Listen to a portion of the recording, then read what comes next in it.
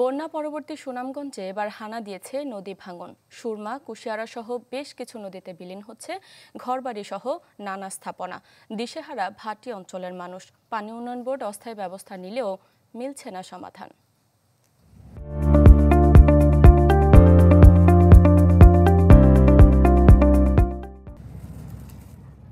সুনামগঞ্জের সদরঘর গ্রামের আনিস মিয়া সুরমা নদীর ভাঙনে চোখের সামনেই হারিয়েছেন বাপ-দাদার ভিটা। আনিস মিয়ার মতোই মাথা গোজার ঠাঁই হারিয়েছে সদরঘর গ্রামের শতাধিক পরিবার। আমার বাপ জায়গার ওই সামনে প্রায় ৮০ বছর মতো গেছে, সব বাঙালি আগেছে। আমি খুব অসহায় মধ্যে করছি, আমার এখন চলবা কোনো পথ নাই। সামনে আরো ১০০টা ফ্যামিলি ছিল, বুঝছেন, ৫০-৬০টা ফ্যামিলি ভাঙিয়ে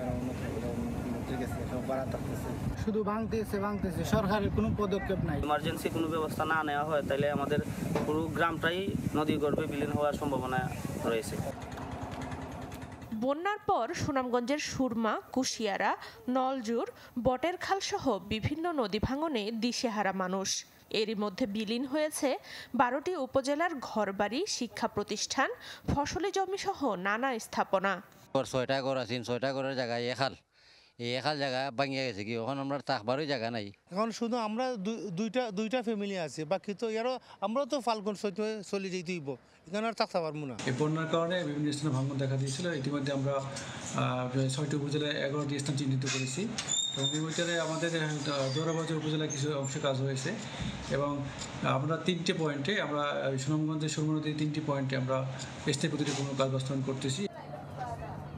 ২০২০ সালের অক্টোবরে নদী ভাঙন ঠেকাতে ১৯১ কোটি টাকার প্রকল্প হাতে নেয় পানি উন্নয়ন বোর্ড।